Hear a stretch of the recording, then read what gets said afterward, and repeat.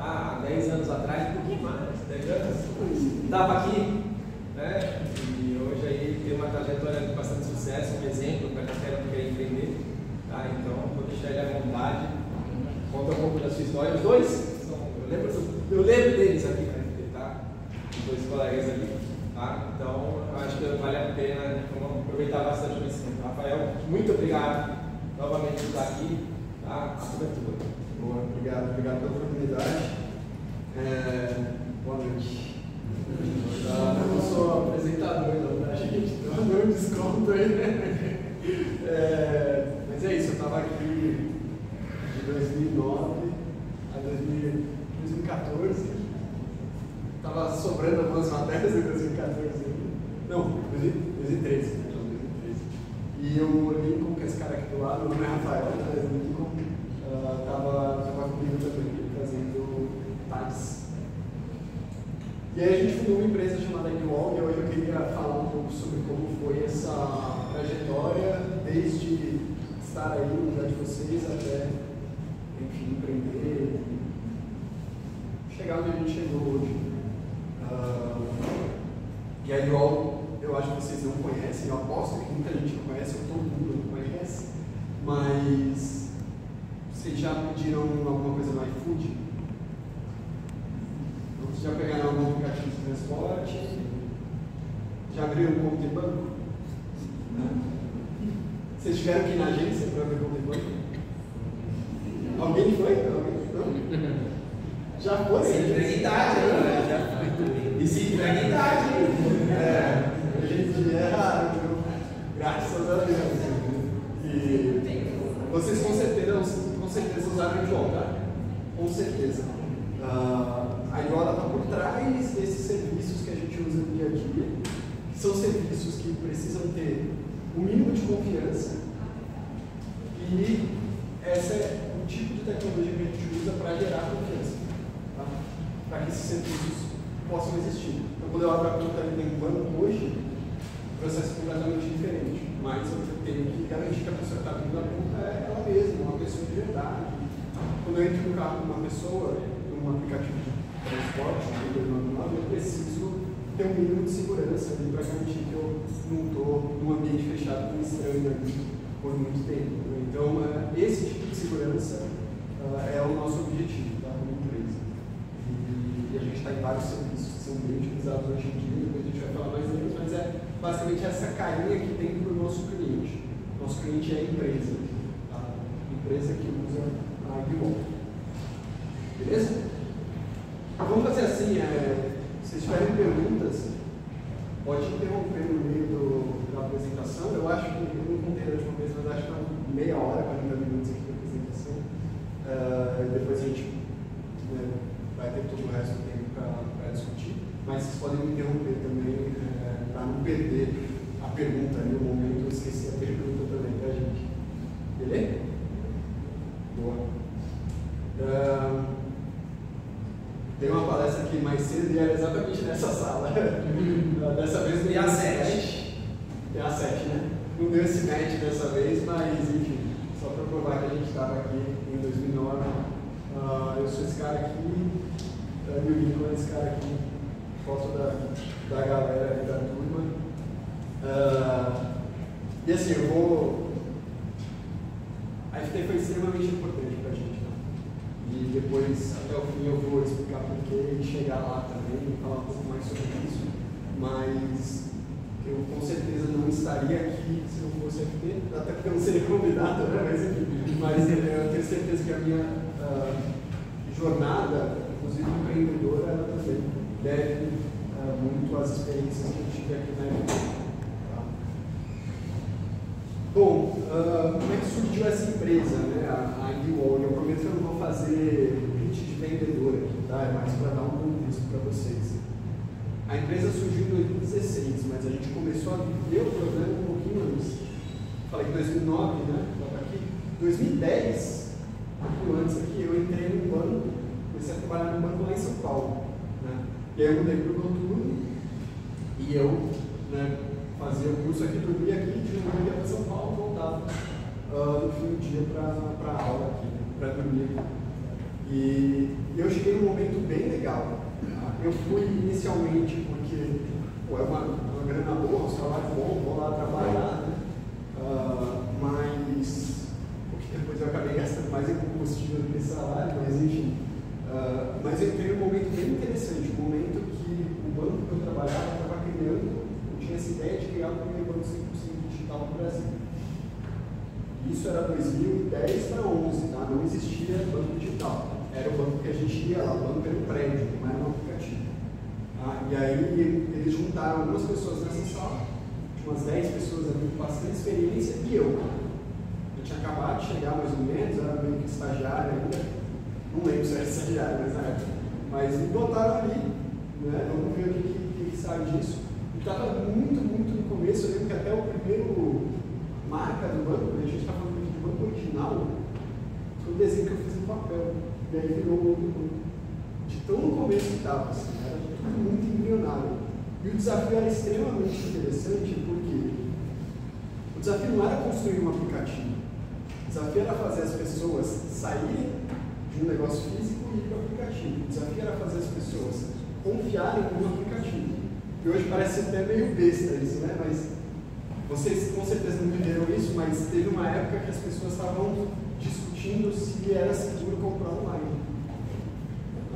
Eu não sei se as pessoas ainda se questionam hoje se é seguro comprar online.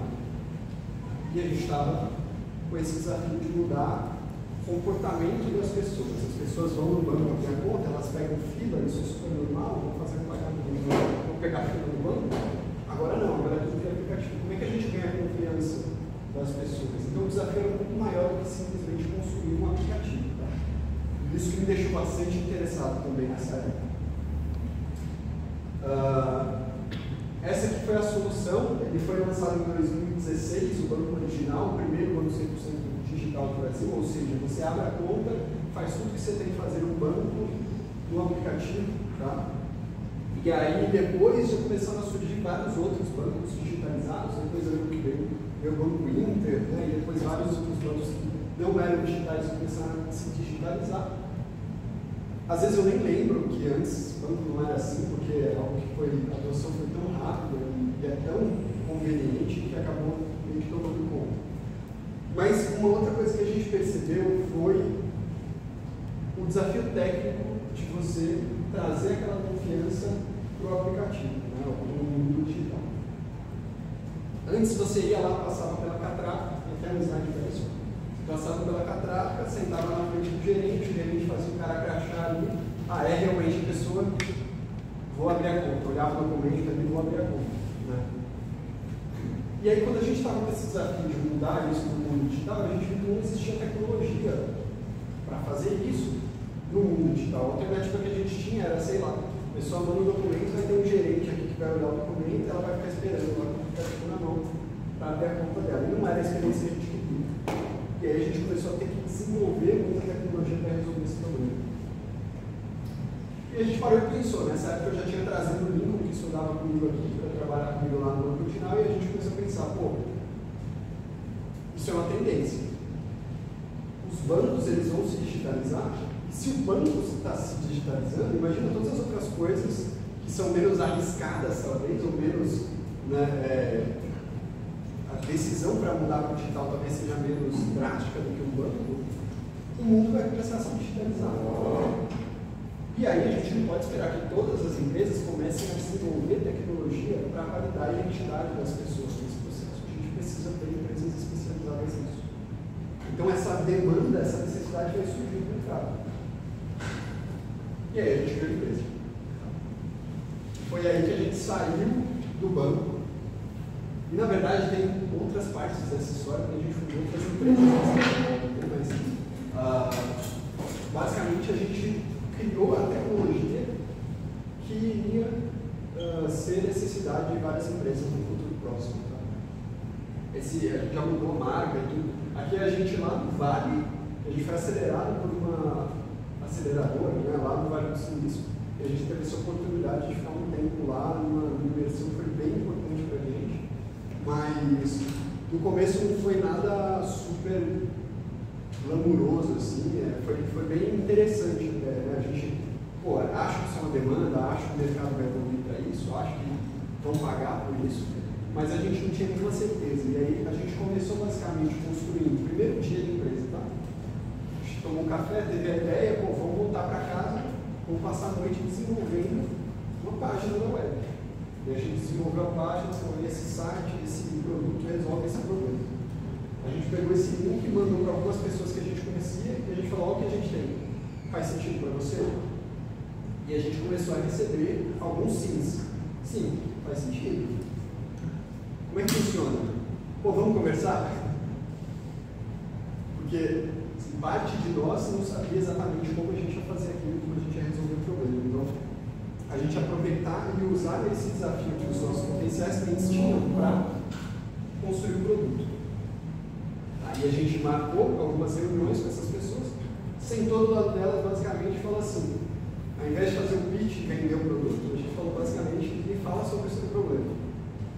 Me fala sobre o desafio que você tem. E a gente ouviu, voltou para casa, rodou, voltou para o cliente, mostrou e foi adaptando e foi criando. Assim que a gente começou a empresa, essa empresa, primeiro mês, a gente faturou R$8.000. Puta grana. E aí a gente já, pô, tem alguma coisa aqui. Tem demanda no mercado. E aí a gente começou a nossa jornada de empreendedores, talvez. Mas depois eu vou reforçar esse ponto, tá? A gente saiu da frente do computador e a gente sentou do lado do cliente.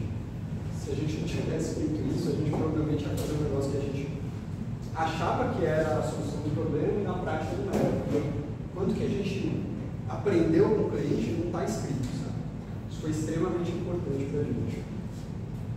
Tudo bem? Aí eu vou falando, aí vocês me interrompem, se vai fazer sentido, vocês falam também pra gente. E aí, basicamente, eu comentei com vocês, né, os serviços que a gente usa, que vocês usam, eles usam a AgWall para garantir a segurança.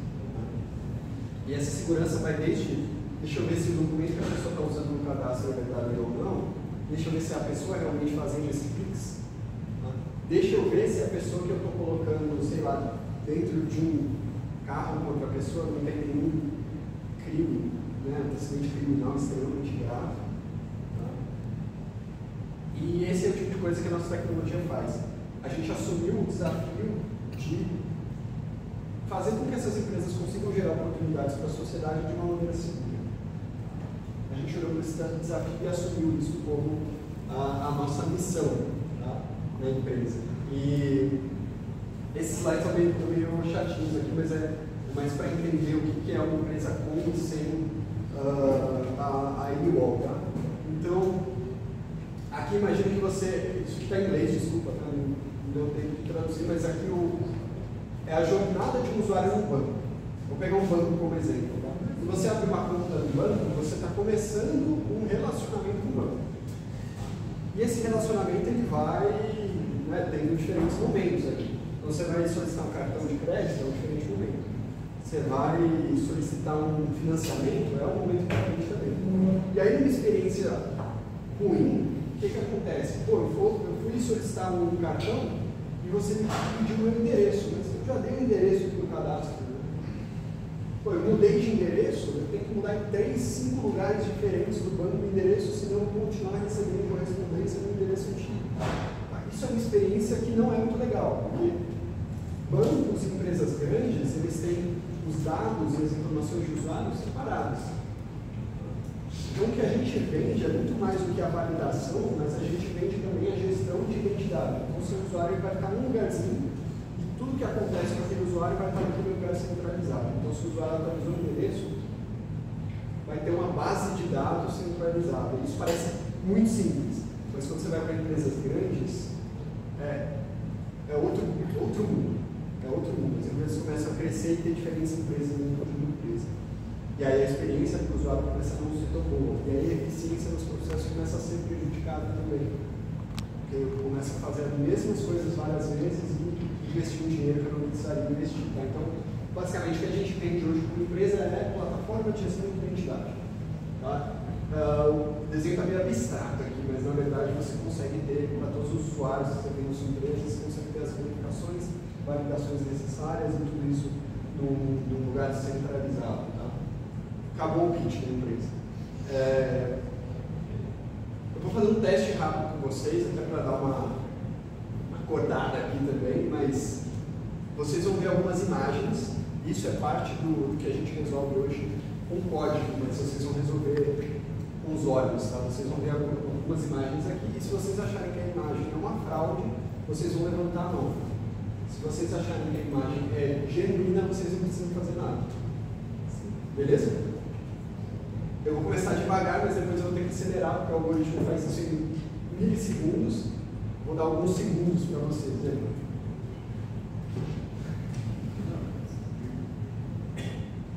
Acho que 90% da sala acha que é fraude. Essa é uma fraude, é uma foto de tela em um smartphone e claramente tem um sorriso recortado ali, né? Então ficou fácil de perceber. Mas está vendo que tem um telefone, então a pessoa também pegou a foto de outra pessoa e colocou na frente da câmera para cometer esse tipo de fraude. Pode ser um cadastro que ela está tentando fazer, pode ser algum processo que ela está, uma transação que ela está tentando fazer em nome da pessoa. Tá? Mas enfim, é uma fraude. 10, 20%, 15%, 20% é fraude. Tá? Vou dar um desconto aqui, está meio ruim de ver no slide do projetor, mas é uma máscara de papel que foi recortada ali. Tá?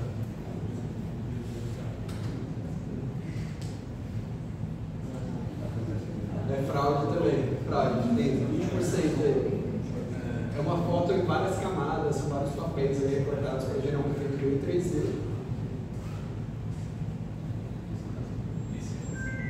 Essa aqui foi menos, hein? 3 pessoas. É fraude também. É uma foto impressa. E aí tem uma técnica que é bastante usada, que a galera geralmente recorta a foto assim, não só colocar na cara, mas coloca por debaixo da camiseta, assim, fica mais difícil de perceber. É fraude? É fraude também. Mas essa é uma fraude diferente. Essa aqui a pessoa usou uma tela no celular e colocou o celular na frente da câmera, que é aquela mesma primeira fraude que vai ser um sorriso. Tá? E a gente considera isso uma fraude também. Imagina que eu pego a foto da pessoa no Instagram dela. Em qualquer lugar você tem uma foto sua hoje em dia. Então, é fraude. E aí? Tá sorriso é falso. Sorriso tá falso. Tinha que ter uma pegadinha, né? Essa aqui é legítimo. E aí, basicamente, muito do que a gente faz, e aqui eu vou pegar um dos produtos que a gente tem e vou dar uma aprofundada nesse produto, que é o nosso produto de biometria, né? Mas, basicamente, o que a gente tem que fazer é identificar. Esses aqui estão bem fáceis, né? Para identificar, mas imagina que você é um aplicativo que está recebendo milhares, centenas de milhares de cadastros todo dia. Não tem como você ter no seu processo uma pessoa levantando a mão e falando isso aqui é fraude. Então a gente tem que fazer isso usando algoritmos. Tá? Isso é parte do que a gente faz, desenvolver algoritmos para identificar esse tipo de fraude. Todos ali são fraude, por sinal.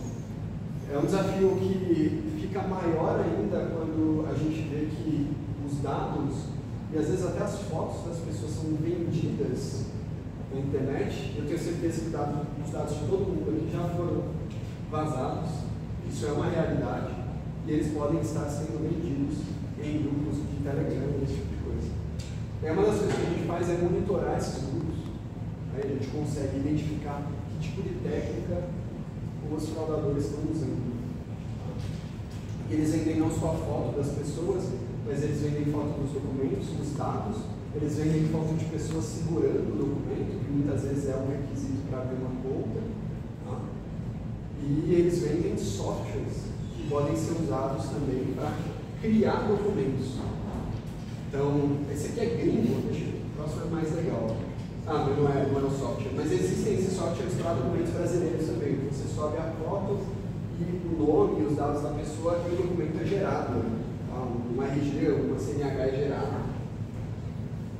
E isso é o que a gente chama de documento, né, sintético, documento falso. E a gente tem um desafio um pouquinho maior ainda no Brasil, que é cada estado tem um documento diferente. Então, no mínimo um, tá, gente? Eu não duvido que alguém aqui tenha mais de um RG. Isso é totalmente possível e é válido. Os dois são válidos, mais de dois são válidos. Tá? Então, se você perder um RG e emitir um RG em outro estado, você vai achar o outro, você vai ter os dois RGs. Isso é um desafio grande porque o padrão deles, o esquema, né, que é essa imagem por trás, é diferente de estado para estado. E muda de ano para ano também. Tá? Vão mudando os lotes ali, vão mudando a maneira que os dados são expressos no documento. Tá? Então, e hoje a gente tem uma tecnologia que, na verdade, são duas camadas. Tá? Para esse tipo de fraude documental, a gente tem tecnologia de algoritmo e tem também até um time de pessoas, peritos em que a gente chama de documentoscopia, né? Pessoas que conseguem identificar num documento se houve alguma alteração através da análise de anomalias que vão desde, tinha que ter um furo em cima da imagem aqui. Quem assina o documento lá no Acre, na década de 90, é o delegado tal. Esse aqui é um outro delegado que está assinando. O brasão do Paraná é diferente, não é esse. O alinhamento do CPF, enfim. Então a gente faz todas essas análises para identificar fraude de documentos, principalmente quando é RG, é um desafio bem grande. A gente está caminhando para unificar os documentos, né? Mas ainda tem muita gente no Brasil que usa o RG como seu principal documento, tá? Até porque não é barato emitir uma CNH hoje em dia para a maioria das pessoas. Boa? Esse aqui é um tipo de fraude que a gente vê também bastante. Basicamente a pessoa ela pegou e emulou um Android no computador, um emulador, e ela interceptou a câmera do celular para ser um software com deepfake. Aí basicamente o que ela fez foi, ela pegou o documento da pessoa e usou a foto do documento para colocar na cara dela.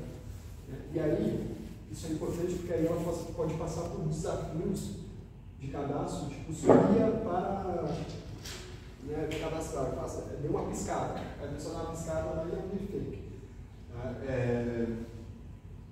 E muitas vezes ela não precisa falsificar o documento, ela pode ter assaltado a pessoa ou, sei lá, achou o documento da pessoa na rua. Então o documento é legítimo. Tá? Beleza? É complicado, assim, complicado. Isso aí é parte do cenário desafiador que a gente tem. Ele vai além de fraudes documentais, ele vai também para o lado de risco, né? Eu posso estar falando, eu comentei que as pessoas têm RG, né? Mais de um RG, as pessoas podem ter um registro criminal associado a um RG, e elas, que não tem um CPF associado, e elas fazem um cadastro, um processo usando um outro RG, ou usando o CPF. Aí eu nunca vou conseguir associar as duas coisas. Então, tem esse tipo de desafio também. Hoje, para obter uma informação de um processo da pessoa, da justiça, você tem diferentes sistemas para diferentes estados brasileiros. Não são padronizados. Só funcionam em horário comercial. Fora ficar falando o tempo todo. Então, vocês conseguem definir quando é um deepfake? Como é que se chama? Pedro. O Pedro perguntou se a gente consegue definir quando é um deepfake. A gente tem muitos algoritmos hoje para coisas diferentes. Eu vou mostrar alguns exemplos. Um dos que a gente tem mais investido hoje, né, estudando e desenvolvendo, é para detectar especificamente deepfakes. Tá? Esse número ele chega na detecção, ele está na faixa de 80, e dependendo do cenário ele é um pouco maior, por cento de imagens que são realmente deepfake. É um número excelente, eu acho. Mas é um algoritmo que está em desenvolvimento ainda. E a gente tem outros algoritmos para diferentes desafios. Deepfake é um negócio que surgiu com muita velocidade agora, as empresas têm procurado porque está aparecendo muito nos casos de fraude. A gente consegue pegar a maioria dos deepfakes detectando isso aqui, tá? Que é a câmera interceptada ali do celular, entre aspas, interceptada. E a foto de tela. Ou basicamente quando a pessoa tem deepfake aqui, ela coloca na frente da outra câmera. Então a gente detecta não detectando deepfake, mas detectando o método do deepfake na maioria das vezes. Então aqui eu consigo ver se, por exemplo, a versão do Android é uma versão com root, não uma versão modificada do Android que é necessária para esse tipo de processo, sabe? Então a gente pega a maioria dos casos de deepfake assim. Os que a gente não pega, a gente passa nesse modelo e a gente tem treinado esse modelo. Sabe? Vocês não acham que seria útil, por exemplo, para uma pessoa famosa, para saber se está tendo tipo fake dela, por exemplo, ela falou alguma coisa que ela não disse? Ou políticos, né? Mensagens. Não é um mercado que a gente olha ainda. Eu acho que é o tipo de coisa que poderia ser muito adotada por redes sociais, inclusive. Mas não é, hoje não está no nosso mercado-alvo, assim, sabe? Mas com certeza é um problema já atualmente. E é difícil identificar deepfake. Às vezes até com vídeos é mais, quando você está olhando assim, você percebe que tem alguma coisa estranha. Mas quando você pega a foto, é muito difícil. Mas enfim, a gente não está olhando para isso, tá? Não é muito nosso mercado. Mas, se quiser montar uma empresa aí, talvez seja um bom plano para explorar. Uma coisa que eu já vi empresas, eu esqueci o nome da empresa, mas tem uma empresa que surgiu que ela tem alguns artistas parceiros que forneceram a imagem de algumas gravações, e se você quiser fazer uma propaganda com aquele artista, Rodrigo Faro, por exemplo, que eu acho que inclusive é investidor nessa empresa, eles montam com basicamente um deepfake do Rodrigo Faro para ele falar sobre o seu produto. Então ele meio que cedeu os direitos. Ele cedeu os direitos. Então tem isso rolando hoje em dia, sabe? Mas eu até tenho outra pergunta, desculpa interromper, mas é que eu queria saber se vocês tinham concorrência assim no começo, quando vocês estavam começando a empresa, ou se vocês foram adquirindo concorrência, como que vocês lidaram com isso? Eu esqueci seu nome. Pedro. Pedro perguntou de concorrentes, né, se a gente tinha. A gente sempre teve e eles sempre mudaram. Então no começo, nosso concorrente principal era a própria empresa que fazia os processos dentro de casa e ainda a gente ia quebrar uma barreira para que ela aceitasse uma tecnologia para resolver um problema de algo que para muitas empresas era muito, sei lá, segredo de negócio ou muito cuidadoso para você colocar na mão de um fornecedor, né? Então, e assim, a gente também lidou com muitas situações no começo, Pedro, né? Onde a gente estava vendendo um produto para uma área da empresa que podia potencialmente acabar com uma área da empresa, porque a gente estava automatizando aquilo. Então a área que levanta a mão para falar se a imagem é verdadeira ou falsa, a gente estava trazendo uma tecnologia, e aí começava a entrar num conflito, começava a virar uma das concorrências. Porque a pessoa que toma a decisão é a pessoa que vai perder o cargo dela.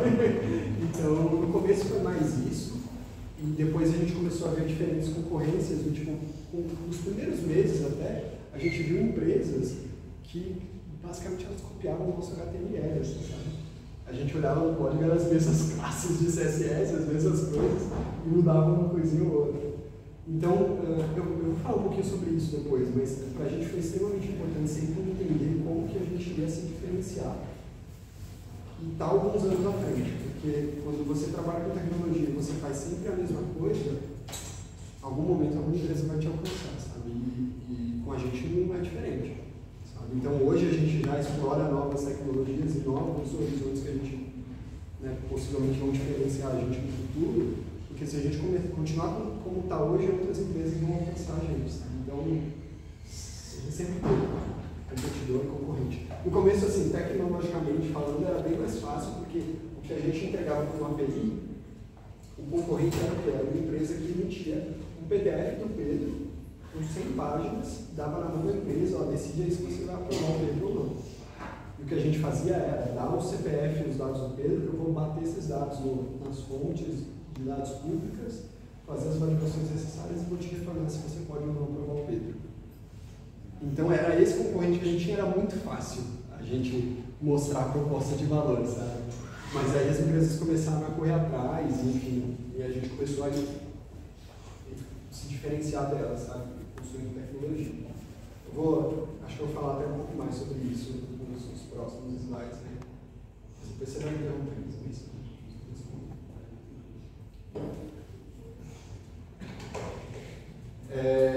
Bom, então, e a gente está num cenário bem desafiador no Brasil, não só por conta de todas essas fraudes que eu mostrei para vocês que acontecem. Esse é só um exemplo, alguns exemplos de tipos de fraudes que a gente vê, mas a gente está num país onde a confiança ela não é tão comum assim você confiar nas pessoas. O Brasil é um dos países onde as pessoas menos confiam umas nas outras. 7% dos brasileiros, menos de 7% confiam em outros brasileiros. Então isso diz muito sobre o quanto de oportunidade e acesso eu vou dar para a população. Diz muito sobre o quanto o Brasil vai receber de investimentos. Diz muito sobre quanto que a sociedade evolui, sabe? E aí que esse tipo de desafio que a gente abraçou, sabe? Acho que a gente consegue fazer alguma coisa a respeito. Eu vou mostrar nos próximos slides, deixa eu só um negócio. Eu vou mostrar nos próximos slides alguns exemplos mais práticos de como a gente está resolvendo esses problemas. Se me conectar, eu vou para o próximo. Não tem problema.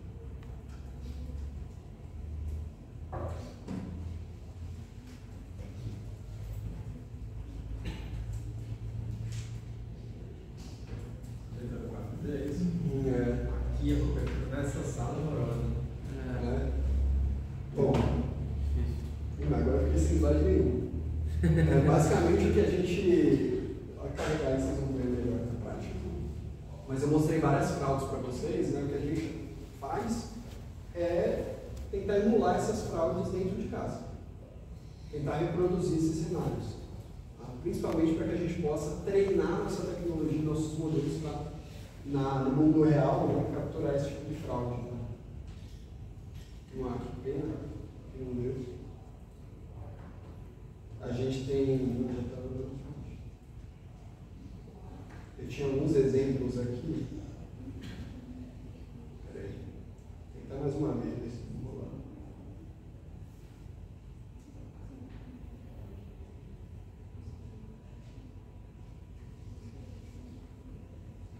Os exemplos que você mostrou eram muito legais. É legal, né? Então, queria mostrar. Tem alguma internet que consegue entrar já? Sem ter que cadastrar? Tem um Unicamp visitante aqui essa roda. Mas tem que cadastrar, porque que pareça. O visitante tem que cadastrar. Bom. Vamos tentar de novo. Agora vai ver isso. Talvez se a gente ficar aqui. Não rolou, mas enfim. Eu vou mostrar aqui no Google Slides mesmo, acho que dá pra ver, né? Esse é um vídeo da gente.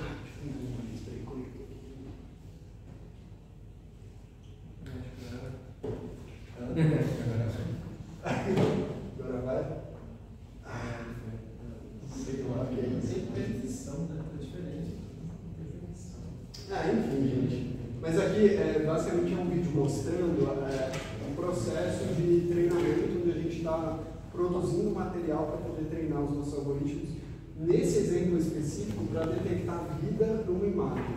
Para detectar se não é uma foto de tela, se não é uma foto com máscara, que é muito comum. E aqui, nesse outro slide que está preto agora, né? Não dá para ver, mas aqui mostra um pouco do laboratório de fraude que a gente tem lá na empresa. Então a gente precisou criar basicamente uma sala que a gente tem lá, e a gente tem não só máscaras de papel, que nem aquelas que vocês viram, mas máscaras mais sofisticadas, de fraudes mais sofisticadas, custam até milhares de reais, 5 mil reais uma máscara. Aquelas feitas de silicone, de látex, e a gente precisa ir atrás de empresas de cosplay para fazer essas máscaras, empresas especializadas. E a gente usa essas máscaras para produzir dataset para treinar o algoritmo. Tá? Para esse algoritmo específico, a gente, só para dar um exemplo, Ele consegue rotear, quer tentar? Opa! O que é? Está aqui? Ou o F3, não sei se na distância. Ou o F3.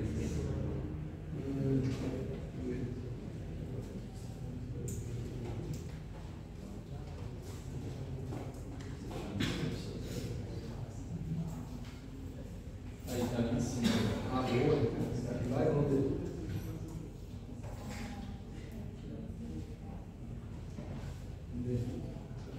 Aí 5, aí você chama? Gabriel. O Gabriel tá patrocinando aqui hoje. Nossa internet, obrigado. Só que pensa assim, vai dar. Aí esse cara tá usando uma máscara. E aí basicamente a gente usa os mesmos artifícios, né? A gente põe a touca, a gente, enfim, às vezes cobre o pescoço, esse tipo de coisa, para identificar. Esse aqui não rolou hoje, vai ser também, mas é basicamente a outra câmera olhando do lado de lá e tentando fazer o processo de validação. Vocês já viram aqueles aplicativos, né, que tem a carinha, você tem que colocar o rosto, sorrir, esse tipo de coisa? É isso aí que a gente está fazendo por trás. Eu não sei se eu já falei, eu estou ficando maluco, mas a gente produz para treinar para um tipo de desafio, detecção de vida, por exemplo, a gente produz mais de 16 mil imagens diferentes dentro do laboratório para conseguir treinar o algoritmo. Tá? E aqui no próximo slide, vamos ver se a gente não come os dados do Gabriel todos aí, tá? A gente tem uma sala lá que é controlada por acesso, inclusive. A gente dá uma bela organizada para poder filmar esse vídeo aqui, porque geralmente ela está toda bagunçada. A gente tem umas impressoras 3D, umas coisas que a gente faz uns experimentos lá. Mas basicamente a gente fica controlando a iluminação dessa sala, tirando fotos, experimentando diferentes fraudes, conforme a gente vai vendo uma fraude nova acontecendo no mercado. Tá? Então, hoje leva em média um mês aí até a gente detectar uma fraude nova no mercado e colocar ela como um produto, uma atualização do nosso produto também. Isso aqui a gente fez uns experimentos bem no começo da empresa para detectar fraude documental com esses scanners. É tipo um scannerzinho que a gente fez que ele pega ultravioleta, ele tem uma luz ultravioleta para pegar aquela impressão diferente que tem nos documentos, sabe? Aí ele separa as imagens da violeta para violeta, foto normal, e a gente pegava um processamento de imagem para identificar se o documento era legítimo. Tá? Então, eu estava comentando, né? É um mês mais ou menos que a gente leva até uma fraude que a gente detectou que está no mercado, tá? Até a gente lançar isso como um produto, geralmente. Hoje. E como é que vocês detectam essas fraudes quando elas surgem? Como é que você chama? Vinícius. A Vinícius perguntou como é que a gente detecta, né? E é um processo bem legal, assim, a gente tem um monitoramento, a gente está basicamente infiltrado em vários grupos de Telegram e vários sites onde a galera vende os dados, vende software e vende fraudes, enfim, técnicas para burlar processos. Tá?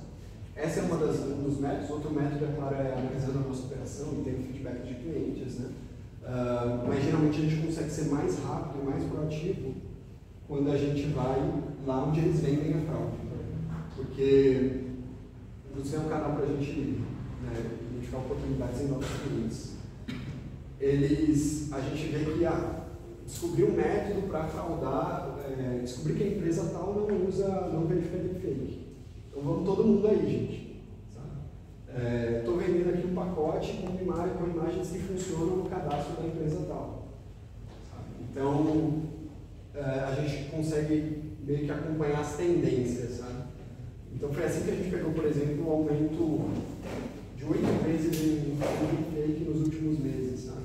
E aí a gente começou a investir mais nisso, que é uma fraude que vai levar um pouco mais de um mês para a gente chegar numa acurácia legal, porque é mais complexo. Mas geralmente é esse o processo para a gente, feedback de cliente, e está infiltrado geralmente nesses grupos que vendem e que compartilham informações de fraude.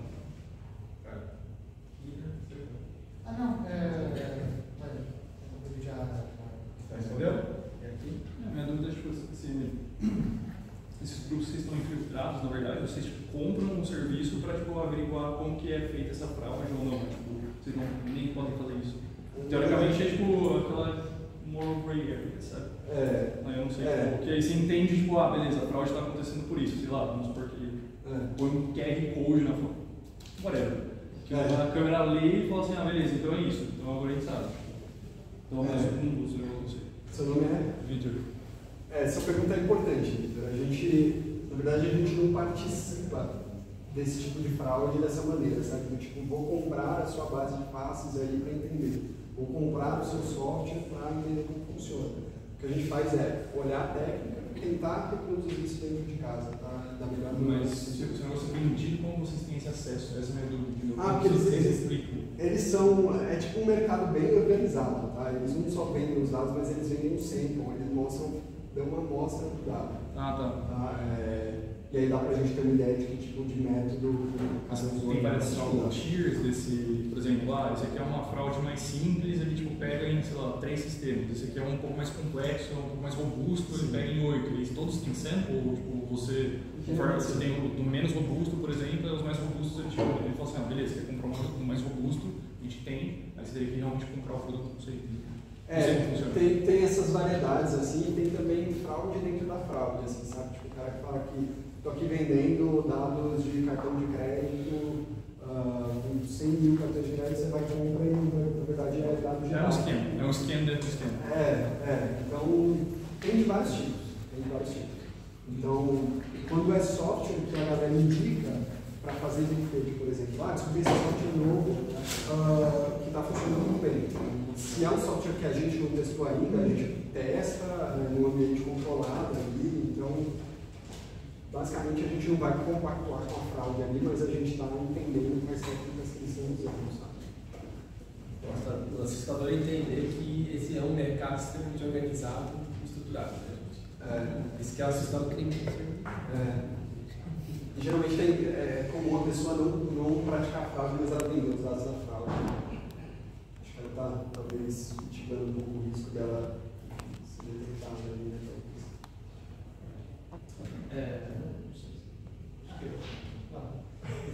Então, você comentou sobre a acurácia do algoritmo, né, que vocês estão tentando chegar, efeito para avançar.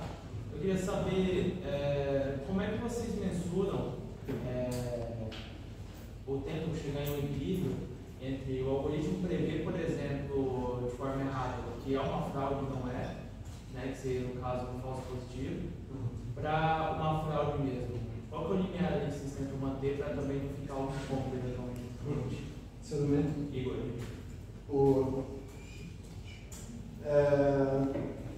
Assim, tem várias.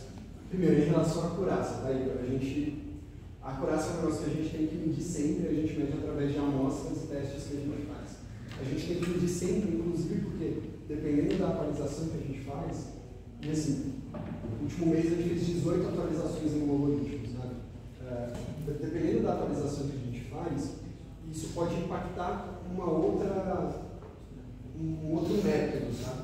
Então, melhorei para detectar fraude dentro de um ambiente escuro, e aí automaticamente eu vou piorar, isso já aconteceu uma vez, vou piorar para casos onde é uma pessoa com barba e careca, que é um treinamento específico, sabe? Então, como você está mexendo no mesmo modelo muitas vezes, você tem que sempre fazer os mesmos testes várias vezes. Então, a acurácia é um negócio que ela vai depender de acordo, vai ter uma acurácia com tipo de fraude e por aí vai. Né? Então, é difícil de falar acurácia em geral, assim. Mas a gente fez uma coisa que é mais estatisticamente comprovada, talvez tenha mais embasamento, um teste que a gente fez agora, que é o teste de Beta 2. A gente já tinha Beta 1, que é uma certificação que basicamente tenta fraudar o seu sistema com fraudes de máscara de papel, mais ou menos nesse nível de sofisticação. E agora a gente foi para o Beta 2, que ele já usa máscaras do tipo que eu mostrei ali para vocês, de silicone, de látex, mais sofisticadas, que é para o fraudador dedicado mesmo, porque provavelmente vai cometer uma fraude grande, porque ele vai investir milhares de reais em uma máscara. Tá? E não é uma máscara que está pronta, tipo a máscara do Obama. Não, é uma máscara de uma pessoa específica que ele vai ter que produzir, sabe? Então é caro. Então, eles conduziram esse teste com mais de 1000 verificações e a gente barrou todas as fraudes. Tá? E a taxa de pessoas que a gente não deveria reprovar e a gente reprovou, eu não lembro exatamente o número, mas está na casa de 1%, assim, muito pouco. Tá? Então, a gente levou 6 meses para desenvolver, para chegar no nível para poder fazer esse teste. Tá? Hoje a Edbol foi a primeira empresa do Brasil a conseguir essa certificação e é uma das 42 empresas no mundo que tem essa certificação. Então, é um processo contínuo e é um processo que se a gente não fizer nada, eu estava comentando, né? Se a gente não fizer nada, basicamente, ele vai começar a se tornar obsoleto, porque a tecnologia está acessível para o outro lado também para o fraudador, sabe? Então, É mais ou menos assim que a gente trabalha. Hoje tem só nessa parte de biometria tem umas 60 pessoas na empresa envolvidas em treinamento de algoritmos de biometria, acho que eu comentei isso, e de diferentes métodos aí, né, que a gente está tendo. Eu não sei se eu respondi exatamente isso. A pergunta é bem relacionada ao que você falou agora do processo do obsoleto. A gente sabe que o Brasil é um dos países que mais inventa novos golpes de questão de fraude. Então, vocês estudando suporte a métodos antigos, chegam a abandonar suporte ao método para priorizar o novo, vocês sempre se recarregar? É muito método novo surgindo. Tá, você chama... Theo. Seguinte, Theo. É que chega um tempo, chega uma hora que basicamente aquele método ele não é mais utilizado porque a tecnologia já avançou muito e não compensa mais o fraudador tentar 100 vezes para uma vez passar, tentar 1000 vezes para uma vez passar, tentar 10.000 vezes para uma vez passar, começa a não compensar mais. E dependendo do método, a gente não precisa mais mexer nele, sabe? Palavras a gente só vai acrescentando outras camadas nas nossas verificações. Então, basicamente é um trabalho constante, mas não é algo que a gente sempre vai precisar de mais gente trabalhando nisso, sabe? A gente conseguiu criar um negócio que ajuda bastante a gente nesse processo, é a estrutura de dados que a gente tem por trás. Então, é uma estrutura que permite alimentar o modelo com mais imagens e treinar esse modelo muito mais rapidamente. Por isso que a gente consegue em um mês treinar o modelo. Então, se a gente não tivesse feito isso, provavelmente a gente ia ter um time que vai aumentando a cada mês, a cada nova fraude que vai surgindo no mercado. Porque a gente tem que manter o legado, mas o legado ele vai. A gente percebe que se a gente pega um deepfake, tem muitas fraudes que antes a gente tinha fraudes modelos específicos para elas e a gente não precisa mais deles. E a gente acaba percebendo isso nos testes que a gente vai fazendo a cada versão nova que a gente lança. É mais ou menos isso. Faz sentido? Pode voltar. Pode voltar? Boa. Qualquer coisa avisem aí.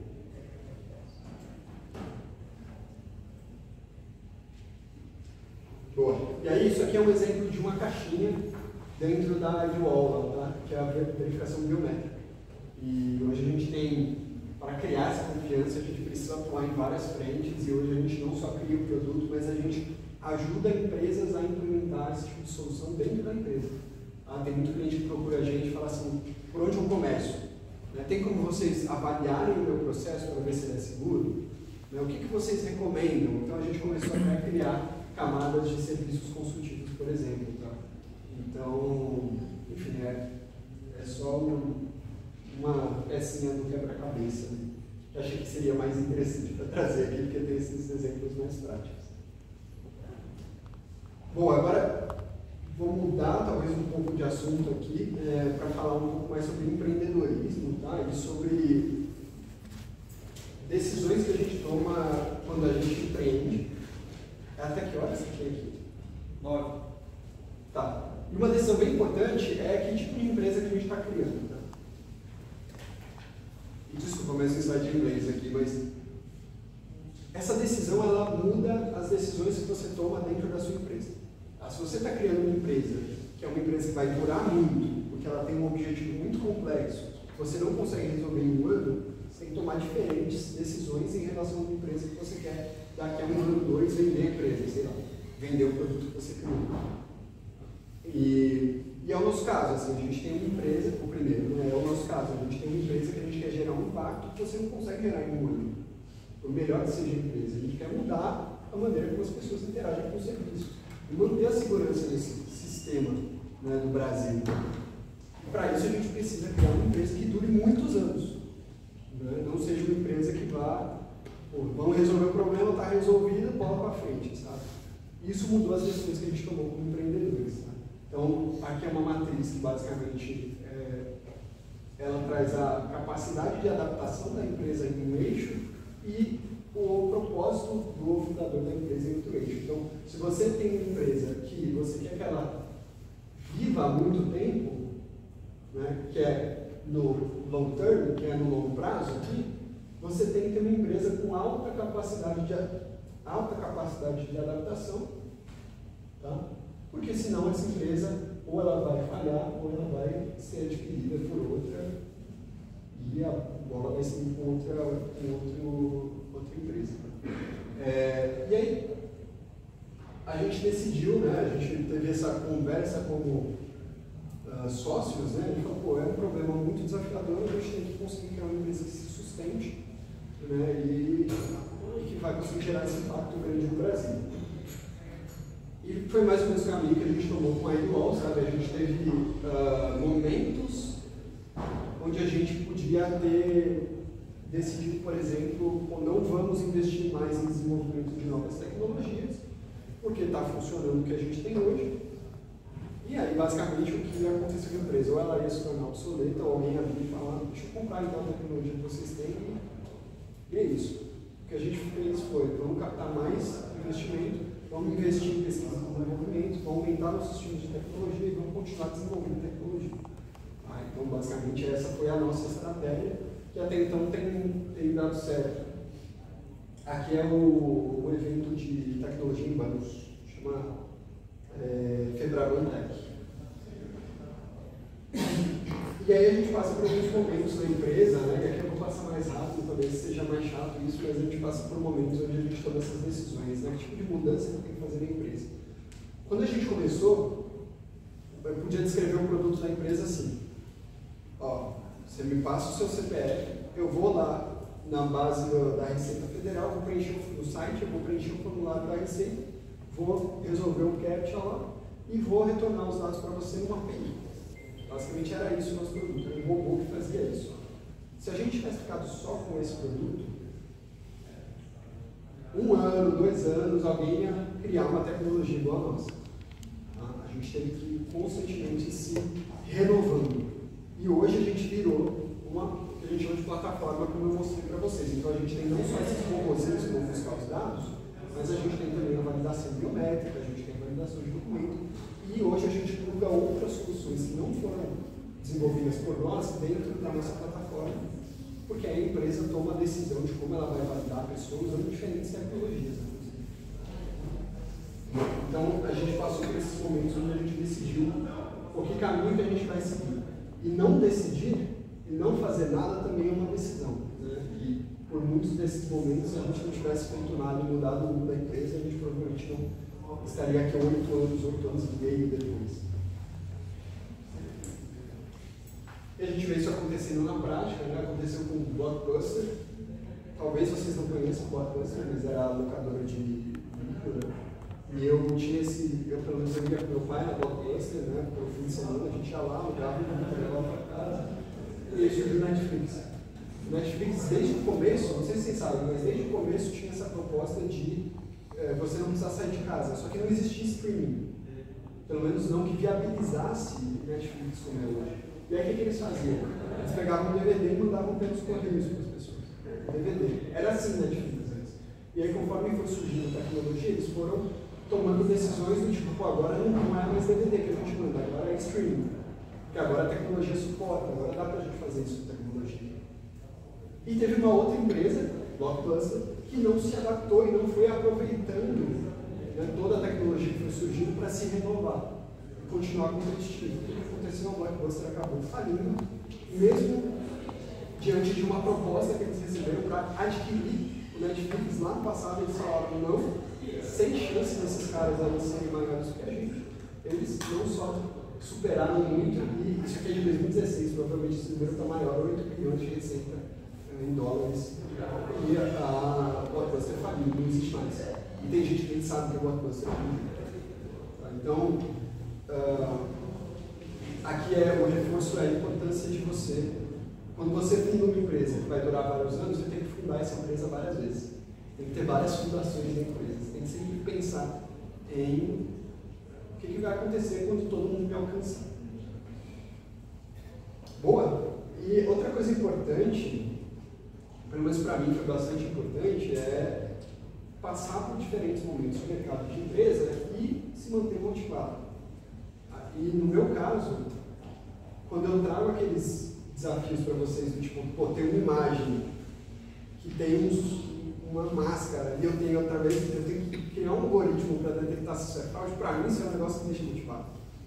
Sabe? Esse tipo de desafio técnico é uma coisa que me motiva muito. E a gente criou a empresa em volta disso, inclusive rituais que a gente tem na empresa para manter esse espírito de, cara, vamos criar um negócio novo onde a gente possa aprender com gente boa. Esse aqui é um exemplo, a gente tem um ritual que chama ID Labs e a gente faz de vez em quando. E aí a gente junta um grupo e resolve um problema juntos. Tá? Nesse caso aqui era um grupo, era eu e pessoas que eu não costumo trabalhar no dia a dia. Né?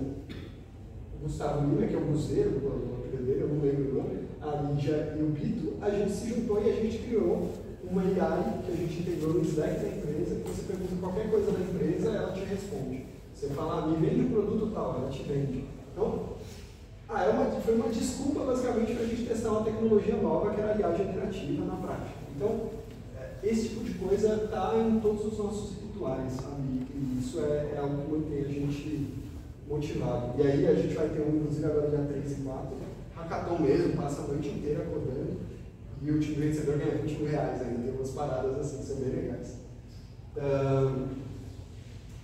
E é isso, hoje a gente está 8 anos e meio depois, né, como eu falei, a gente, a cada segundo, pelo menos 3 pessoas são verificadas pela IBO. A gente identifica aí mais ou menos 30 suspeitas de fraude por minuto. A gente tem mais de 250 fontes conectadas ali na nossa plataforma e a gente tem clientes que vão desde bancos, até fintechs e empresas de cripto, de transporte, empresas de delivery, e varejo, e telecomunicações, enfim. Empresas que funcionam no mundo digital, porque assim gera confiança. E aí eu falei que ia falar um pouco mais sobre isso, né? E eu acho que é bem importante. O que eu aprendi aqui na FT, que foi crucial para a minha jornada empreendendo depois também. Uma dessas coisas foi aprender a aprender. Né? Aprender a sentar a bunda na cadeira, pegar um assunto que você não tem familiaridade e estudar mais. A gente sabe que não é simplesmente chegar na aula e prestar atenção na aula, você tem que se aprofundar naquilo. Né? Você tem que estudar aquilo, você tem que fazer a lição de casa. Né? Isso eu aprendi na marra e na prática aqui, sabe? Depois eu vi quão importante isso era para mim no dia a dia. Todo dia aparece alguma coisa na minha mesa que eu não fui treinado para isso. E empreender é isso, basicamente. Você vai ser colocado em várias funções as quais você não treinou para fazer aquilo. E você vai ter que resolver. Né? E aquela decisão que você toma, tem 300 e poucas pessoas que estão dependendo dessa decisão. Se você tomar a decisão errada, você está afetando seus clientes, essas pessoas, a sua empresa. Então, você tem que usar o coletivo, você tem que usar a sua capacidade de resolver problemas que você nunca resolveu antes. E eu comecei a aprender isso aqui na FT. Aqui eu aprendi resiliência também. Então, se deparar com situações difíceis e continuar, e ir em frente, e é isso. E eu vi muitas pessoas, eu comentei isso na palestra anterior, muitas pessoas que aprenderam resiliência aqui na FT de maneiras diferentes. Né? Talvez a maneira que eu tenha aprendido isso seja, sei lá, indo para São Paulo todo dia, voltando e passando 5 horas no carro todo dia e dormindo 4 horas por dia. Hoje nem a pau eu consigo fazer isso, não consigo. Mas na época eu conseguia e isso me ensinou a resiliência. Mas eu vi muita gente do meu lado também que estava trabalhando pra caramba e que cuidava da família e chegava para fazer aula, sabe? E tinha que trabalhar em 2 empregos e estava aqui e a pessoa construiu resiliência de uma maneira diferente, sabe? Então, eu estava junto com pessoas que não só eram talentosas, mas estavam passando por desafios parecidos de maneiras diferentes e tendo que aprender a aprender aqui também. Tá? Eu fundei depois a Igual junto com o Nico, que estudou comigo aqui também. E a gente, assim, sinceramente, a gente não era super amigo, a gente era super parceiro do projeto. A gente não trocava ideia no corredor, assim, mas quando tinha um projeto, chega aí, a gente vai resolver esse problema juntos. Isso é extremamente importante. Vocês estão criando relacionamentos aqui na FT que podem ser relacionamentos que vão construir uma empresa no futuro. Se é um desejo de vocês. E é importante pensar também, né, gente? O empreender também não é... acaba sendo a exceção. E é cruel, muitas dinheiro, vida, família, e abrir mão de muita coisa e o negócio não dá certo. Isso é a realidade. Isso é a realidade. Assim, a exceção é quando você consegue identificar, se aproveita um momento de mercado, às vezes é um pingo de sorte também, mas você chegou no momento certo, na hora certa, com o problema certo, isso acaba sendo a exceção. Tá? Então eu não quero que esse papo aqui seja uma mensagem, pô, empreendam que dá certo. Tá? Não é essa a mensagem. A mensagem é, no meu caso, tem algumas coisas que eu fiz que deu certo, e essas foram as coisas que deram certo, e se é um caminho que vocês querem seguir, talvez dê certo também. Mas aí que tá, não existe curso para empreender. Tá? E se alguém fala que tem um curso para empreender, provavelmente essa pessoa está de balela. Porque na hora que você for na prática, você vai ver que tem um monte de coisa que você vai ter que aprender. Você não aprendeu isso, não tem curso. Minha pergunta é justamente sobre isso. Quando foi que você e o seu sócio, vocês viraram a chave e falaram, vamos largar tudo e vamos focar nessa empresa? Seu nome é? Eric. Então, Eric, foi... a gente teve uma outra empresa antes da Guilherme. Foram duas empresas diferentes. Eu segui um caminho e ele conseguiu outro caminho. E a gente saiu mais ou menos na mesma época do banco.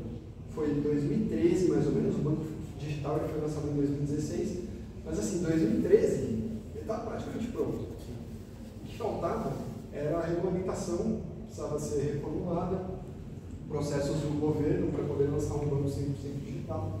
Porque senão a gente ia lançar em 2013, mas o Eric ia ter que ir até uma agência para ativar a conta dele. Não era essa experiência que a gente queria, sabe? Por isso que foi segurado naquele projeto. E aí a gente começou a entrar no momento que a empresa começou a ficar muito grande. A gente começou com 10 pessoas, sei lá quantas centenas de pessoas tinham em 2013. E aí começou a se criar muito processo e muita coisa que, cara, começou a ficar chato. E a gente queria fazer um monte de coisa. A gente queria trabalhar muito, mas a gente simplesmente não conseguia, porque... Não tinha ajuda por trás. Não tinha ajuda e não era nosso escopo. Não tinha incentivo. Assim, tem um negócio que o Paul Graham, que é um cara da YC, ele que é um fundo que investe, né, em startups. Ele publicou um texto em setembro agora que fala sobre o Founder Mode, o modo fundador. Basicamente é assim, o fundador ele não sabe trabalhar com gestão, ele sabe trabalhar como fundador. E aí, cara, pega um fundador e fala para ele, ó, você tem que fazer isso dentro desse quadradinho aqui. Não é assim que ele consegue trabalhar. Sabe? É tipo, eu não sei definir a minha função hoje, assim, dentro da empresa. Eu não sei definir exatamente. Sabe? Mas é assim que o fundador trabalha. E no começo desse banco digital, a gente estava trabalhando nesse modo, eu nem sabia que chamava assim, o que era isso. Acho que naquela época não é igual hoje, que tem uma liberdade um pouquinho a mais para pelo menos conversar, né? Eu quero fazer isso, uma ideia legal. 10 anos atrás, acho que não tinha isso, né? É assim. E aí eu não quero também. Enfim, acho que eu não quero ser ingrato, talvez. Eu acho que aprendi coisa pra caramba. E eu estava trabalhando muito bom. Foi um momento de mercado perfeito para você estar trabalhando no banco. O banco se digitalizando e sendo ainda inovador, pioneiro nisso. Mas existe essa necessidade da empresa de se estruturar e ficar maior, criar áreas, criar departamentos. E aí começou a me encaixar mais para mim. Sabe? E aí, mesma coisa para o Lincoln, e a gente falou, cara, vou tentar empreender. Aí a gente foi dois startups diferentes que não deram certo por motivos diferentes. Mas aí vocês saíram do banco e já tentaram abrir uma startup? Sim. E o foco de vocês era total na startup, não tinha... Mas foi meio orgânico, tá, Eric? Foi tipo, no meu caso, né? Eu, dentro do banco, como eu disse, eu estava meio que procurando coisa para fazer, eu queria aprender coisa nova. E aí, quando eu não conseguia fazer isso dentro, eu fazia fora. E aí eu fiz um game, basicamente tinha um Twitter na época, e aí esse game funcionava assim, o Eric ia lá e comprava assuntos do Twitter, comprava cupons, né, virtuais. E aí depois o Eric ia lá e trocava, dada a valorização daquele assunto. Então o Eric vai comprar Feliz Natal, hashtag Feliz Natal, que tinha isso no Twitter, hashtag Feliz Natal no dia 24 de dezembro, e aí vai ter mais gente falando disso no dia 25. Aí o Eric vai trocar e vai ganhar pontos. nesse spread, nessa diferença. Tipo uma bolsa, né? Saca? Então é meio bizarro isso, mas é uma das coisas que eu fiz em paralelo, assim. E aí eu mostrei pra galera do banco e falei, ó, testa, olha que da hora que eu fiz. Né? E aí teve um cara que levantou a mão e falou, cara, eu quero investir nisso. E eu nem sabia que era empreender, não sei o quê, mas eu tava nessa meio. Cara, vamos tentar. E aí deu certo, deu errado, mas basicamente o que deu errado é que eu comecei a fazer dinheiro com isso. Né? Isso depois pivotou para uma empresa que engajava usuários de aplicativos. Pivotou significa que eu mudei o objetivo da empresa, assim, né? O modelo de negócio e tudo. E aí como é que funcionava? Eu vendia para as empresas pontos que elas podiam dar para o Eric para usar o aplicativo delas. Então elas gerenciariam os pontos. Você venderia os pontos para elas ela. distribuem os pontos. E aí o Eric vai lá, acumula pontos em vários aplicativos, programa de fidelidade, sim, mas é usando o aplicativo. E aí ele vai e troca por uma Xbox. E aí o que rolava? Conta falsa. Eu dava o Xbox para a pessoa, não sabia se era ela mesma, sabe? A pessoa criava várias contas e se combinava. Tinha vários desses problemas que depois eu acabou me incentivando ainda mais a criar de volta. Recebi investimento até na época, nessa startup, mas no fim deu certo, foram 3 anos. E aí o Lincoln fundou uma startup de construção civil. Ele entrou numa startup de construção civil, né? E alugava equipamentos de construção civil. Que teve mais ou menos a mesma duração de vida, né? E aí depois a gente se encontrou e falou, cara, a gente está no mesmo problema que a gente teve no banco, a gente está tendo, porque ele tinha problema com fraude também. A galera alugava com documento falso, criava conta, alugava betoneira e roubava a betoneira. E era tipo, muito caro a betoneira.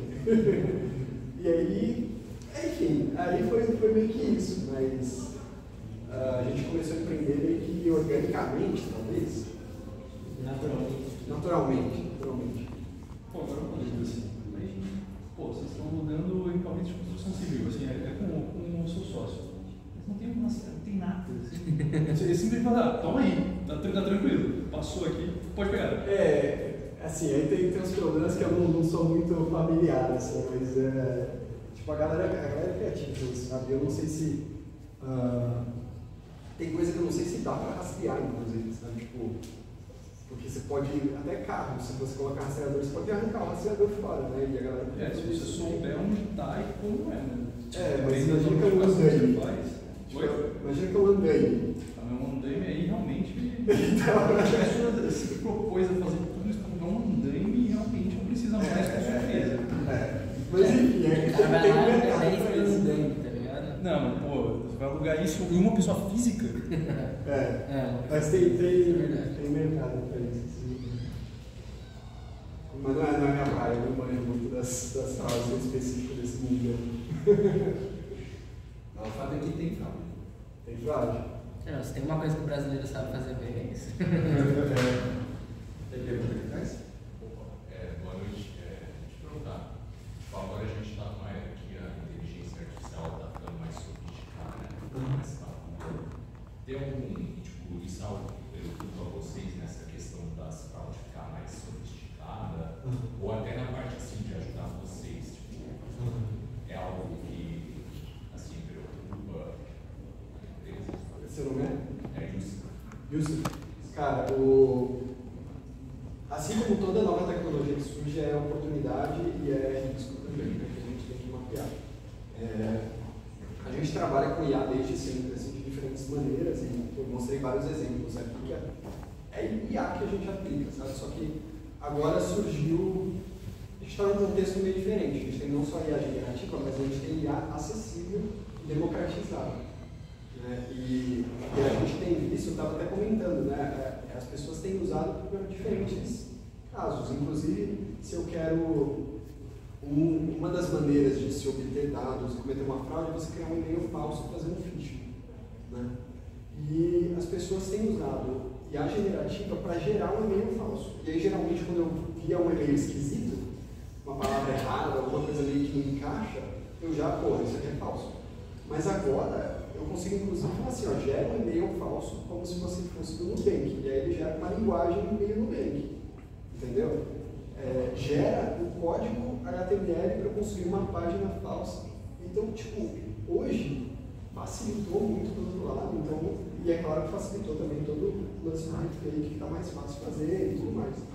Do nosso lado, a gente tem explorado isso em experimentos que a gente tem feito. Se a gente está falando de IA generativa especificamente, o nosso desafio é o seguinte: eu não posso inventar, apesar de trabalhar muito com probabilidade, né, nas análises, eu não posso inventar dados de uma pessoa. Né? Então, imagina que eu estou usando IA generativa dentro do meu banco de dados lá da AdWall, né, da minha plataforma AdWall com o cliente, e eu tenho o user lá como usuário. Eu perguntei, sei lá, quem me fala sobre o perfil do user que está dentro da minha plataforma.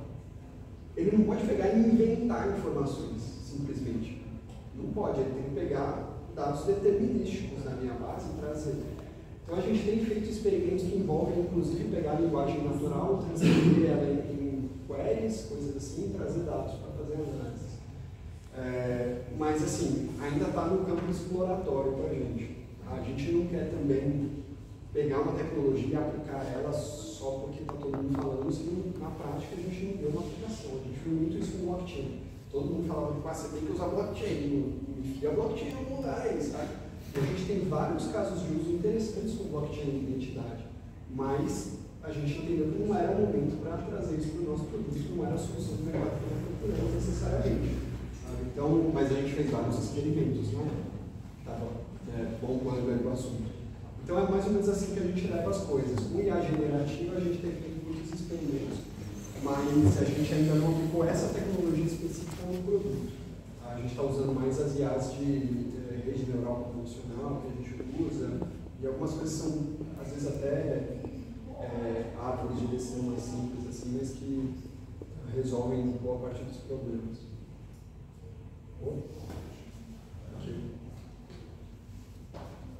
Aproveitando que você comentou durante a apresentação que várias vezes a empresa precisa se reinventar, refundar. Durante o começo, lá em 2016, da AdWall até hoje, eu imagino que vocês tenham que mudar várias vezes de linguagem, de stack, tecnologia. Tipo, você pode dar algum exemplo de linguagem que vocês utilizavam no começo, de algumas que vocês usam hoje? E qual o principal motivo de ter mudado? Boa. Você chama? Bruno. A gente mudou muita coisa, Bruno. E tem coisas que mudam hoje que eu não sei mais o que mudou e eu não sei mais o que a galera está usando por trás. Mas eu lembro que a gente começou e o nosso, para te dar um exemplo, né, o nosso back-end que fazia as validações era um JavaScript, era um Node. E aí a gente começou a ter muito problema, bug que a gente resolvia com uma tipificação mais forte. Aí a gente mudou para Java, por exemplo. A gente trocou o JavaScript por Java, né, nessa parte específica. Eu lembro que a gente usava, no começo, banco de dados não relacional. Né? Porque a gente imaginou, a gente vai pegar vários dados não estruturados de fontes públicas e faz mais sentido usar um banco não relacional. Mas aí a gente começou a perceber que a dificuldade para você manipular esses dados era muito maior. E a gente migrou do não relacional para o relacional. Hoje a gente usa não relacional para outras coisas, mas enfim, foi uma grande mudança que a gente fez também. E aí tiveram outras mudanças, mas aí eu comecei a já não saber muito mais o que a galera está usando, sabe? Tipo, mas eu sei que a gente usa, para te dar uma ideia geral, assim, hoje a gente continua usando Java para muita coisa no nosso back-end. A gente usa muito Python para ciência de dados e de manipulação de dados. Né? Os nossos front-ends e dashboards que vocês viram aqui, umas imagens, eles são basicamente React e Node. E a gente tem SDKs também, que a gente usa nos nativos, né, em Swift, o do Android, que é a gente tem Kotlin também, do Android é Java, né? É Java. E a gente tem outras que são híbridas, que eu esqueci o nome. Flutter. Agora é Native. Eu acho que é o React Native que a gente usa. Então, a gente tem vários SDKs que os clientes usam de maneiras diferentes. Tem SDK Web também. Não sei se a galera está usando, na verdade, para trás do SDK Web, mas, cara, é um monte de coisas. Hoje a gente muda menos, né? Porque o risco é um pouquinho maior, né? Antes a gente podia, dava problema com os clientes, você pegava assim e ligava para os clientes e falava, eu probleminha aqui, eles, de boa. Hoje em dia isso não existe mais, tem que ser um sistema extremamente robusto, clientes que a gente está na operação crítica deles, né? Então, se travar alguma coisa, para de receber cadastro, eu estou perdendo dinheiro. Se travar alguma coisa, deixa passar fraude. Então, hoje em dia a gente tem muito mais processo de segurança, de qualidade e os códigos mais modularizados, talvez, para que a gente consiga fazer testes em menor escala e bem controlados. Mas é basicamente isso. Na parte do código também essas das grandes mudanças. Bem legal. Assim, tem aquela coisa de toda a grande tecnologia Apple cresceu na garagem. Quando vocês começaram, vocês tinham os servidores próprios? Um Windows da vida? Gera nuvem, tudo? Sabe o que a gente fez, Bruno? A gente começou sem nada no bolso, né? Mas aí basicamente a gente foi atrás de programas que davam créditos. Então, se você procurar, tem isso para Google, tem para AWS, tem para Azure, né, da Microsoft.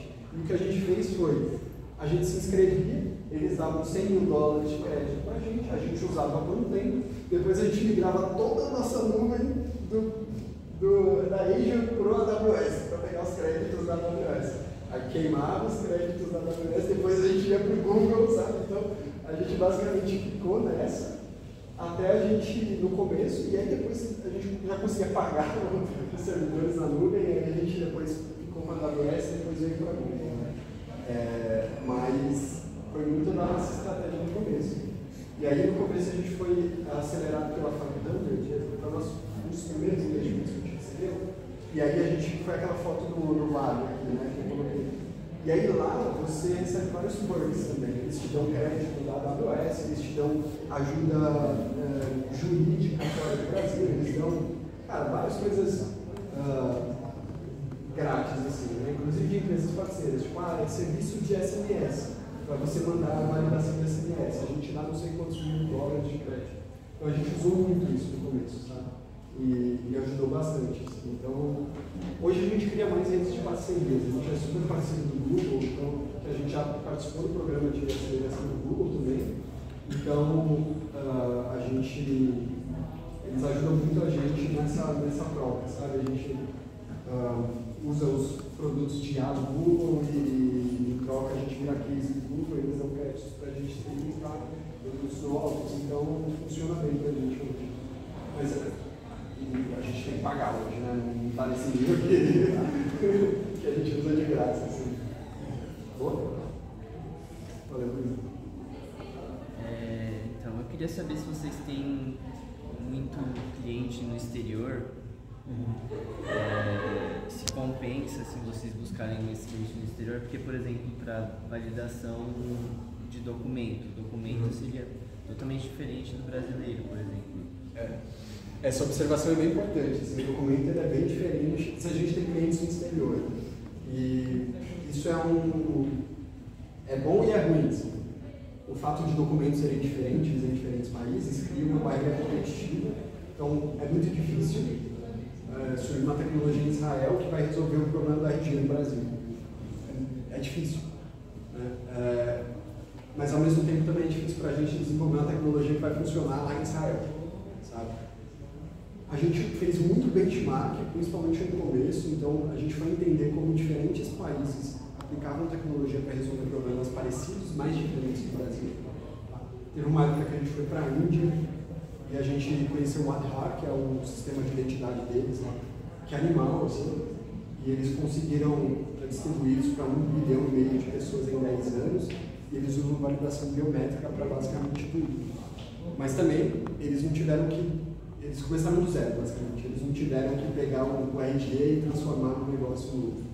Eu não posso chegar para os brasileiros e falar, a partir de amanhã vai mudar o RG, tá bom, gente? Não dá para fazer isso, então é um pouco mais complexo. Mas ao mesmo tempo a gente aprendeu muito sobre como isso estava sendo distribuído nas empresas e na população, sabe? Depois a gente foi para a China ver como funcionava lá. Na China eles têm muito mais acesso a dados pessoais, tem até questões controversas aí, mas eles conseguem usar mais esses dados para treinar algoritmos e usar isso mais para controle de acesso.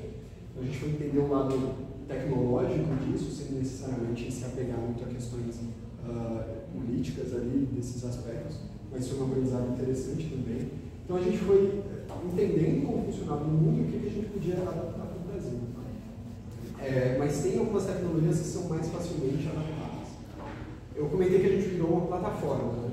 Então, uma das estratégias de plataforma é eu chegar no México, pegar uma empresa que funciona no México e falar assim, pluga a sua empresa aqui na minha plataforma. Você resolve o documento no México muito bem.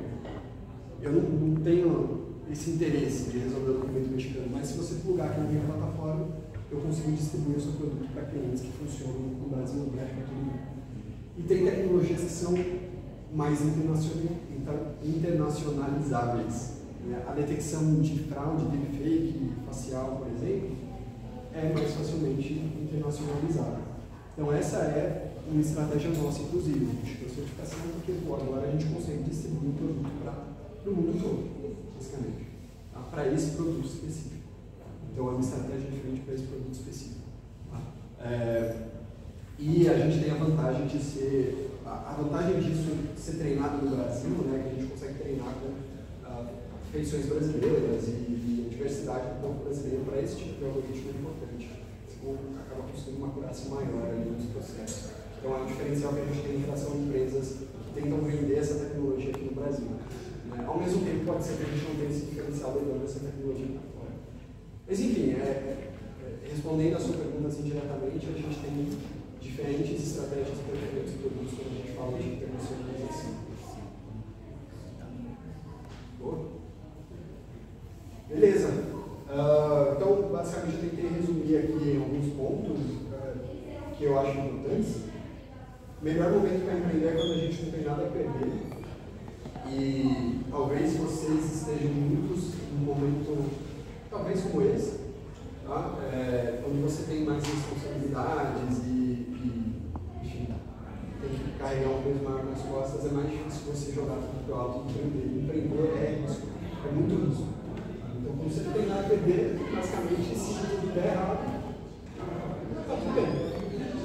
Você só perdeu seu tempo, suas horas de sono, enfim. Vocês são jovens ainda, vocês podem recuperar. Então, eu não sei se hoje, começando uma empresa do zero, com os desafios que eu tinha na época, se eu ia dar conta. Eu não sei se ia dar conta, sinceramente.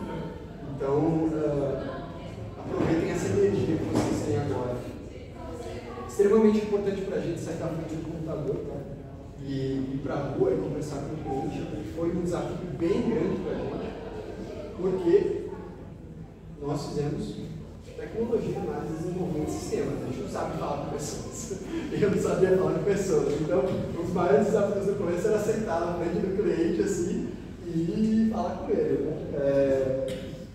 Mas foi extremamente importante. E logo no começo eu percebi o quão importante isso seria para a gente aprender, inclusive.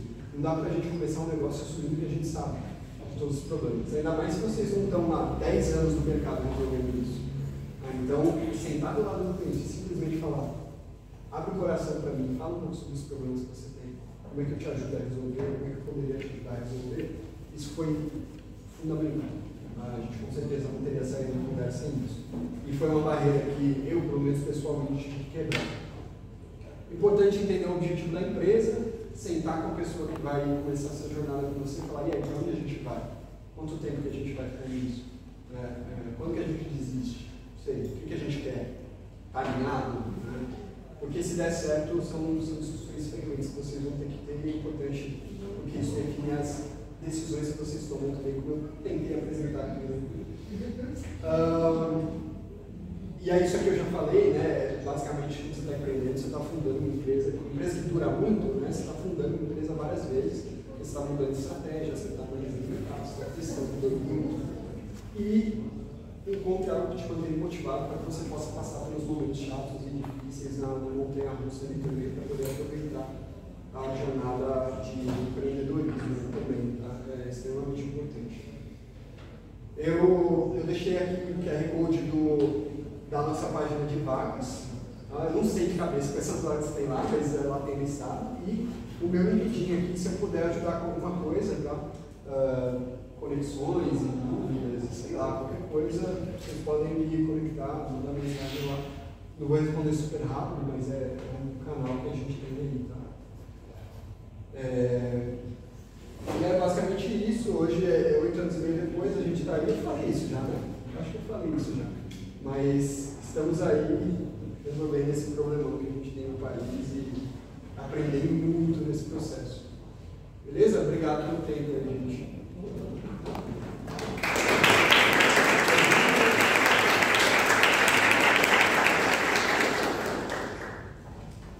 Uma pergunta aqui para você. Você saiu aqui da Africana, foi trabalhar lá no banco, e aí vocês criaram a empresa, de repente já conseguiu um cliente logo no começo, e de repente conseguiu um investimento lá do Suíço. Como é que você conectou com essas pessoas que vocês encontraram? O investidor, né? Os primeiros clientes eles foram pessoas que a gente conheceu no mundo de empreendedorismo, assim, pessoas que a gente encontrou em eventos e manteve contato. Né? E aí, basicamente, a gente, como eu falei, a gente pegou o currículo dessas pessoas e aí? Né? E aí, esses foram os primeiros. E aí, depois, a gente. Essas pessoas elas foram dando dicas de fundos, porque assim, na hora de escolher o fundo que vai investir na gente, a gente teve um certo privilégio também, que foi poder escolher quem vai investir na gente. Né? Porque faz muita diferença você escolher um fundo que dá autonomia para você como empreendedor e um fundo que vai controlar a sua empresa, e aí você talvez não seja tão empreendedor assim, né? Então, a gente teve esse privilégio de poder escolher quem investir na gente e a gente foi naqueles fundos que tinham uma reputação de fundo mais amigável para empreendedores, né, que dessem mais corda e suporte para empreendedores empreenderem. Né, e um dos que a gente escolheu lá no começo foi a 500, que é um fundo lá do Vale, e a gente ficou 6 meses como parte do programa de aceleração lá, né, além do investimento que eles fizeram na empresa, a gente ficou 6 meses lá. E assim, o que a gente viu nesses 6 meses foi um negócio animal, assim, porque eles têm essa tese de investir em negócios e pessoas mais diversas possíveis. Então, a gente estava no mesmo ambiente que empresas do mundo todo, galera, sei lá, China, da Índia, muito pouca gente lá dos Estados Unidos mesmo, e resolvendo os problemas que a gente mal sabia que existia, sabe? Tinha desde empresa fazendo emoji, que na época chamava assim, não sei como chama hoje, mas criando marketplace de emoji, empresas fazendo produtos de beleza para homens, especificamente, empresas criando bancos e fintechs, empresas trabalhando com drones, empresas trabalhando com não sei o quê, tudo isso na mesma sala, sabe? E foi uma experiência muito legal, sabe? Porque a troca foi bem valiosa, assim, e a gente via que alguns problemas eram parecidos, por mais que os negócios fossem diferentes. Então, esse fundo tinha essa pegada de misturar os fundadores, a galera para pensar junto e dar liberdade. Isso foi bem legal para a gente no começo. Mas o processo de aplicação, basicamente, ele é aberto para essas empresas que investem em startups, mas se você tem pessoas que já foram investidas, estão no meio e te recomendam, né, você consegue mais visibilidade. Né? No começo não foi o nosso caso, mas o Lincoln já tinha sido acelerado pela 500 na startup anterior dele. Isso deu uma ajudada para a gente conseguir mais visibilidade na hora que a gente chegou com ele bom. Tem muito isso também, uma das coisas que mais conta no currículo para investir em uma empresa é você ter pessoas que já fundaram outras empresas antes, isso dá para facilitar. Então, e aí hoje a gente constrói a nossa rede com os nossos clientes, né, conhecendo clientes, indo em eventos e falando com outras empresas que resolvem problemas parecidos, em parcerias. Então é basicamente isso. Bom, como que você, o Thales, avalia essa turminha aqui, a comunidade do Unicamp, a gente já está no mercado faz tempo, você diria para eles? Que para pessoas que estão entrando no mercado, cara? Não, como é que é a formação deles aí no mercado? Tá. Como é que o mercado vê, né? A gente, talvez eu não sei se eu sou enviesado, assim, mas talvez eu vou trazer uma visão que eu vejo em muitos empreendedores também, tá? Mas vocês têm um certo privilégio por ter o currículo, tá, gente? Não sei se vocês têm essa noção, mas gera um destaque grande. As pessoas sabem que quem passou por isso, desde o processo de vestibular até conseguir sair na outra ponta lá depois, né, com o diploma, pelo menos quem trabalha em startup tem essa noção de que isso faz uma diferença. Não são só essas as pessoas, melhores pessoas que você vai contratar, mas isso já é uma espécie de prova ali que a pessoa tem resiliência, que a pessoa precisou, né, talvez seja uma palavra melhor para isso, mas a pessoa precisou sentar a bunda na cadeira para estudar, sabe? Então vocês já têm uma validação bem importante, assim, pelo menos na minha perspectiva, e falando também o que eu vejo de alguns colegas que empreendem e que precisam buscar talento, sabe? Buscar pessoas para contratar, porque muitas vezes não é necessariamente o que está no currículo, mas são as experiências que aquela pessoa tem que construíram não só o caráter, mas soft skills da pessoa, sabe? E isso é difícil ensinar. Muitas vezes é mais jogo, assim, você contratar uma pessoa que tecnicamente ela está aprendendo, mas ela sabe aprender, do que pegar uma pessoa que sabe tudo do mercado e cara, você não vai conseguir moldar aquela pessoa, porque ela vai receber um problema diferente todo dia, porque ela sabe resolver exatamente aquilo, sabe? Então, eu acho que vocês têm algo aqui que já coloca vocês um passo à frente aí quando vocês forem para o mercado de trabalho. Eu acho que não só empreendedores, enfim, empresas que têm essa noção, sabe, de que para construir um negócio legal você precisa não só de uma capacidade técnica, mas você precisa resolver problema e estar com gente boa, sabe? Então, vocês estão bem posicionados. E assim, olha, eu já tive, e eu estou sendo bem sincero, tá? Eu já tive oportunidades bem legais, assim, posso até dizer que era um sonho, assim, de estudar nas melhores universidades do mundo depois que eu saí daqui. Sabe? Tipo, eu fiz um curso em Stanford, fiz um curso em Harvard, e acho que tem coisas que a gente tem aqui que são mais importantes quando você quer empreender, sabe? Eu vi muita gente nesses cursos que não tinham um problema do tamanho dos problemas que a gente tem aqui, sabe? Não tinham que sambar do jeito que a gente samba aqui. E, cara, no fim a gente não estava todo mundo de novo. E acho que a gente tem esse, talvez esse complexo de vira-lata, né? O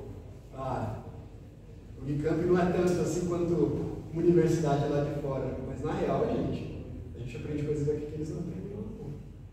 E acho que isso é muito legal, principalmente para quem quer empreender e vai se deparar com esses desafios no dia a dia. Mais alguma pergunta, pessoal? Bom, então, obrigado pelo tempo aí de vocês, valeu. Pessoal, agradecer.